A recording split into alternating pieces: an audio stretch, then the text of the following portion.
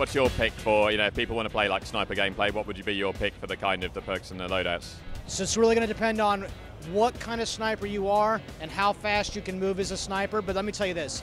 What we've done here, if you're a sniper and a precision shooter, then you want to do something like the ballista, and you want to take maybe the iron sight, right? And that's the skill-based weapon. You can combine that and stack that in all sorts of ways. You need something to protect your back. What I like to do is put up something like the shock charge, perhaps a claymore. That'll keep someone from sneaking up on you from the backside. And then you're still looking at 4 or 5 points of allocation you have left to tailor around that. And I think that's really the great thing to do, is really combine that stuff in ways to benefit the specific, not just sniper, but back support sniper, out front running gun sniper. You can do both styles with the Pick 10 system.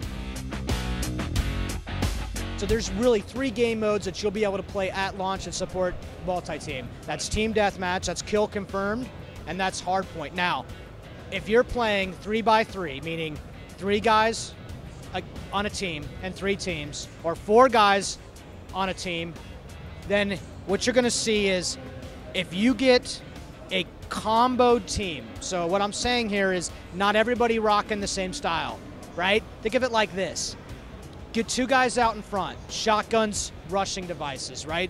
SMGs and shotguns up front, put your LMG support fire or your snipers in the back, and make a playbook, and you've got to work together, and you've got to have someone check your backside. Map control is everything in multi-team.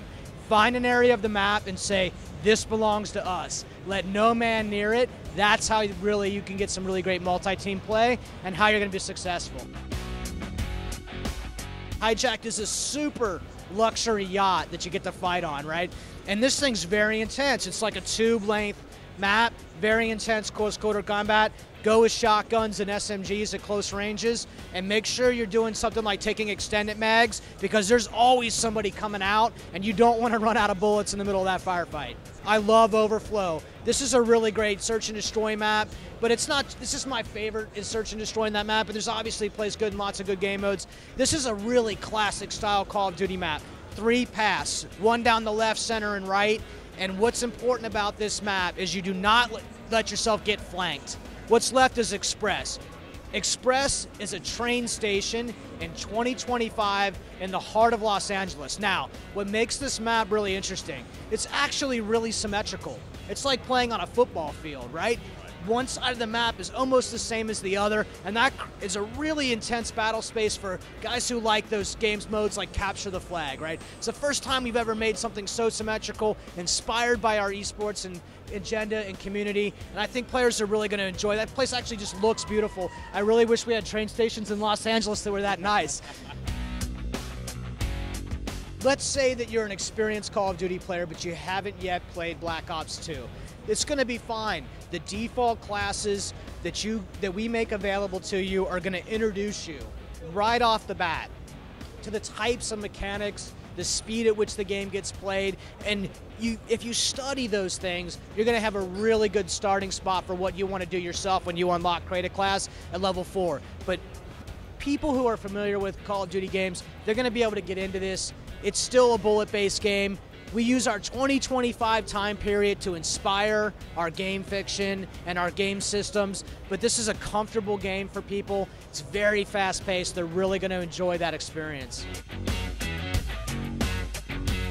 I think people should really check out how we're dealing with the score streaks inside this game. There's over 22 of these things, and they're all designed to give you a full range of experience, right?